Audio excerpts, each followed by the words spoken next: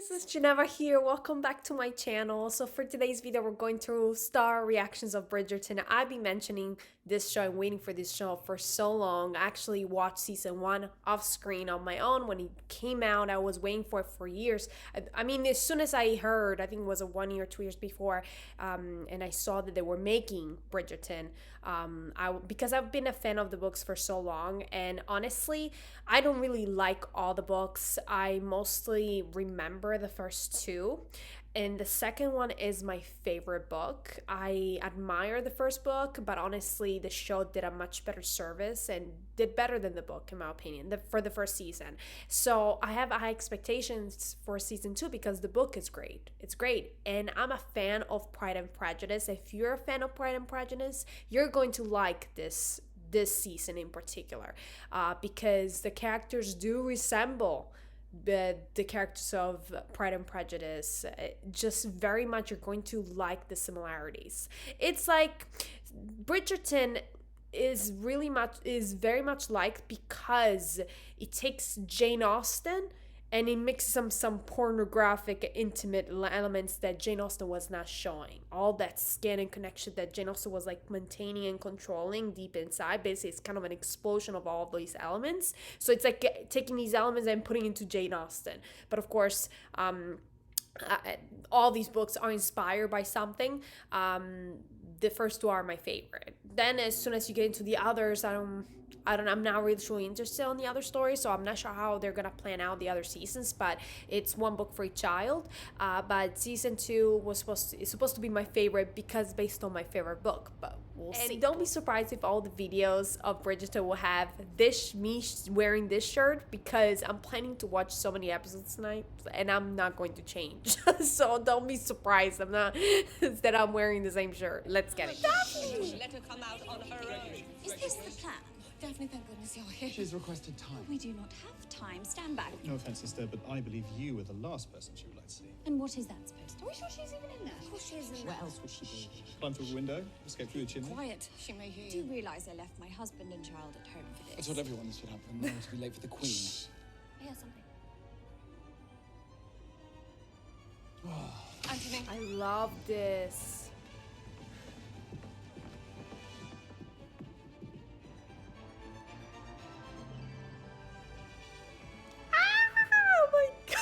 Oh my god. If one of you utters a single word. Appreciate the opening with all the siblings like leaning in, looking, and because they're such a curious creatures. These siblings are so curious, and I love that scene. I really love the opening because it shows all the siblings together, and pretty much this storyline involves the siblings. This show and the series of books involves this family and what happens to each of these children, and each book is one different child. So oh my god, it was so great opening. Loved this so much, loved it, and I love that character. Oh my god, I love these girls, they're so nice. I'm very upset that of course the Duke is not on in season 2. I knew that from the books, obviously, that he was not gonna be as present, so I didn't expect him to be the main character because it's not his story anymore, it's Anthony's story. So many people were disappointed. They were planning on boycotting the show. I'm not for that. I'm enjoying it.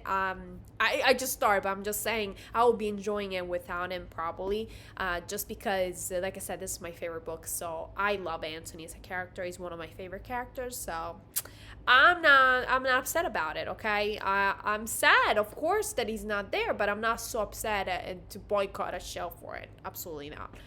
But I'm happy to see Daphne, of course, because she always brings that lightness and humor to to the story. I really like that, to the conversation. I love the way she speaks. What is the meaning of this? Oh, you got subtitles now. Oh, let me listen.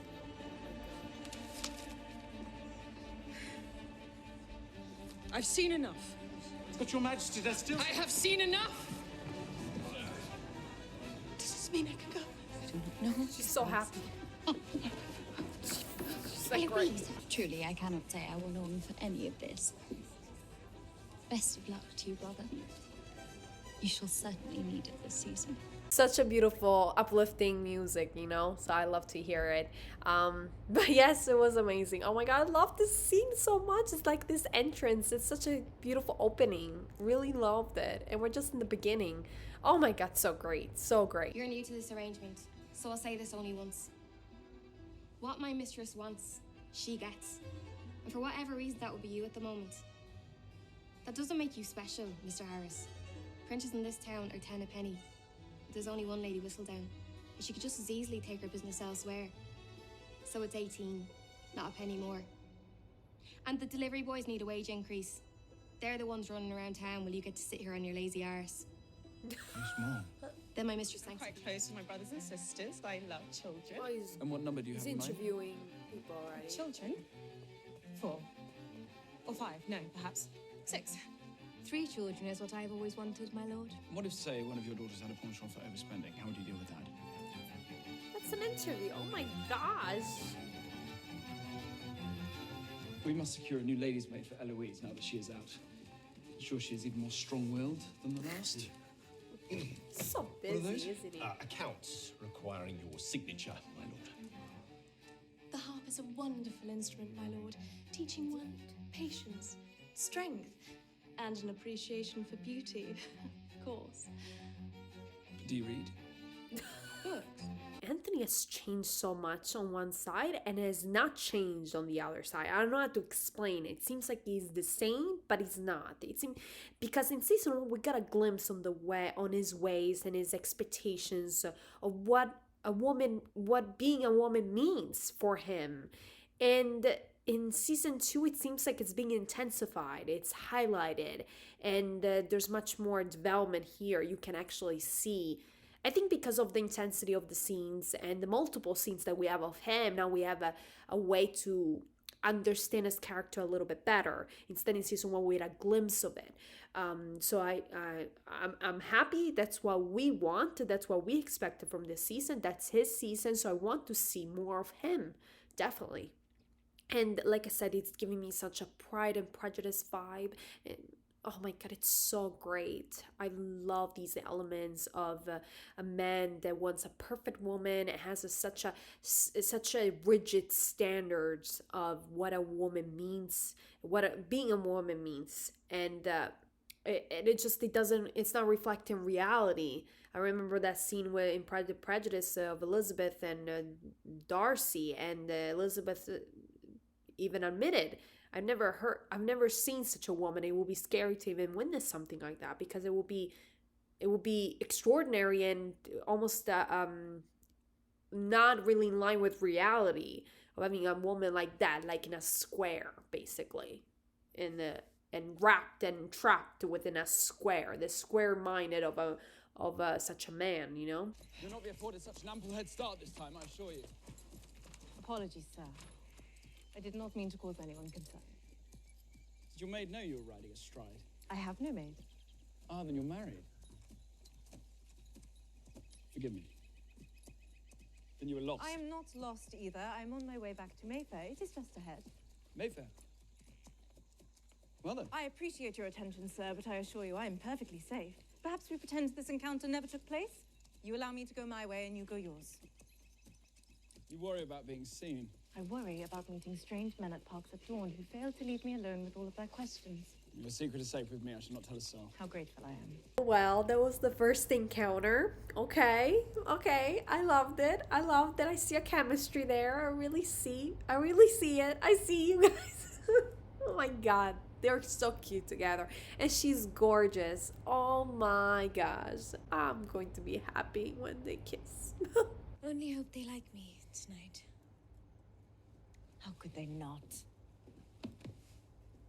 Oh, she loves her sister so much. Mama is doing that thing she always does when she is worried. The gossip she endured after marrying Appa had to have been unbearable. Do you not think? Is this what troubles you? That was many years ago. Everyone will still have questions about our family, about how you and I are related. We are sisters. I just want to state that I'm pleasantly surprised on the sisterly love that's being portrayed here. It's beautiful. I really got a little bit emotional. Like I became tender, like I felt tender inside just listening to Kana and the way she speaks to her sister. And I do feel the way she's talking. Look, it looks like she's almost projecting her own desires or secret desires onto her sister's wishes. It's just strange to me. It's almost like she talked to herself, and the way she talked to herself, she talked to her sister. It's like a secret desire that she does want to be happy. She wants to find a man, but on the it's like her outside persona or external doesn't ensure that, or it doesn't help the situation. And it's like doesn't want that to happen for her. It's like she doesn't want happiness to happen to her. It's almost like she doesn't deserve it. I don't know. It's giving me this strange vibe, like that almost she doesn't feel that she's worthy of it. And also the conversation about her age troubled me a little bit. I'm wondering if that has something to do with it, that she feels unworthy of it because of her age. But it seems like it's her choice. Has always been our choice to stay single. So, which is fair. Jane Austen did it. Oh my god. So many Oh my flowers. god, I'm hearing the modern music. When what I really Classical seek is a gem. translation.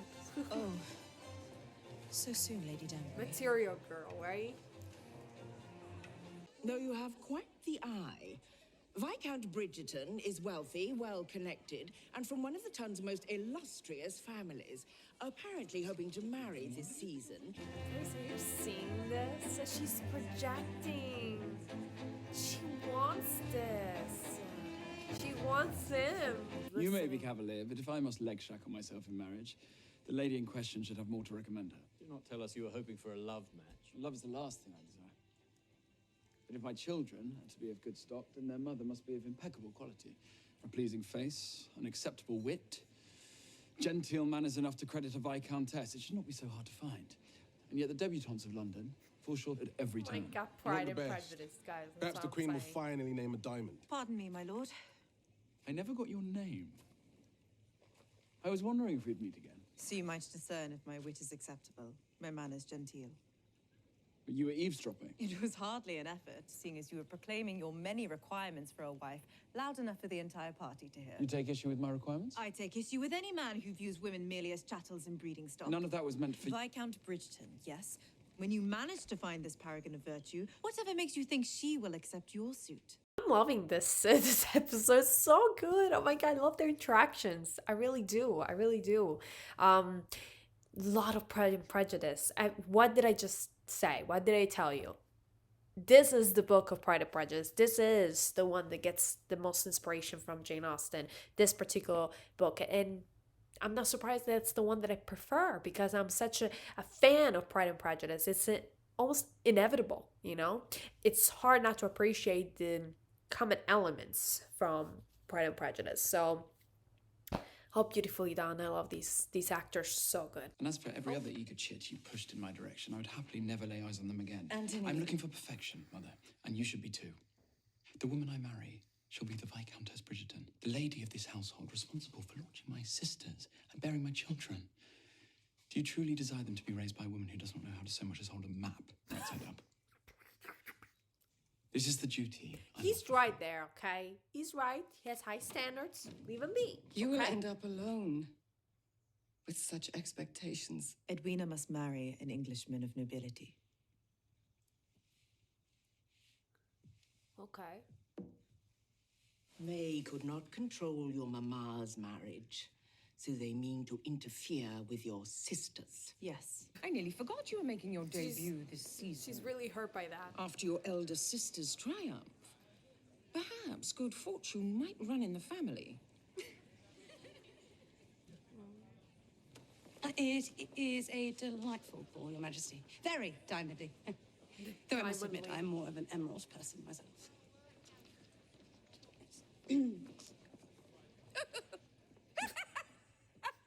Every man needs a muse, does he not?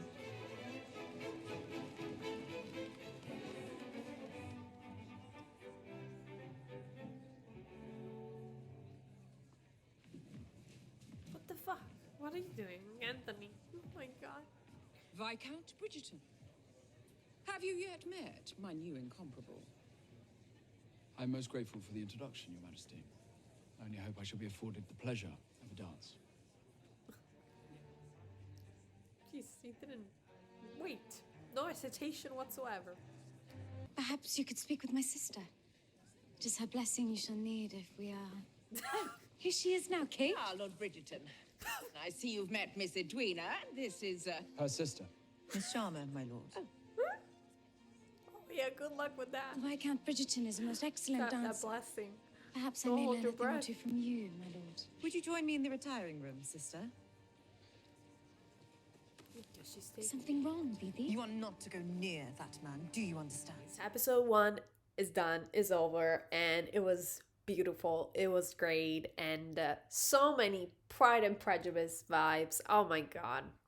It just, I'm not saying it's not identical, but it gives me, it makes me feel the way I felt when I watched Pride and Prejudice, the movie, because the relationship, it's basically there, you know, the love and hate relationships, of course, the expectations of Anthony kind of remind me of Darcy's expectations. It just, they have a different personality, but definitely they have similar thought process. And Kate is a modern woman, a woman out of that. It's not from that time period. She comes from our time, really, the way she acts and her personality. And for example, Daphne was a woman of her time, even though she was very relatable in a certain way, but she was conformed to all the rules and regulations, strict rules of that time. Kate does not. She's kind of a extraordinary, she doesn't really conform, and it's admirable, and it's admirable because nowadays it's not that difficult not to conform. Actually, we all strive to be different, and we're all kind of the same in trying to be different, you know. Instead, that time, people that were not conforming is just that were seen as extraordinary, almost strange, hated, you know, because usually they were outsiders, right? And they were not common. So definitely I do see all these elements this season, at least on the first episode. And I was surprised that Anthony jumped into it. Like, he had said, I'm getting married to this woman. Just as soon as the diamond was declared and she started answering the questions correctly in the eyes of Anthony, he immediately said, oh, I'm gonna marry her. That's it. And but at the same time, he does feel something for Kate. Like, in their interaction that we've seen, there is an attraction, but he doesn't think much of it. Nothing more, you know. So with the Edwina, she fits everything, all the categories. So it's her, just because she fits within that square. You know, there's no love anyway. But let me know what you guys thought of this episode. I'm going to watch the second episode now, and so I'm going to see you very soon. I mean, following week for you guys, but I'm going to see you again. And yeah, and I would like to know in the comments what you guys thought of this episode. Definitely. See you guys next time. Bye.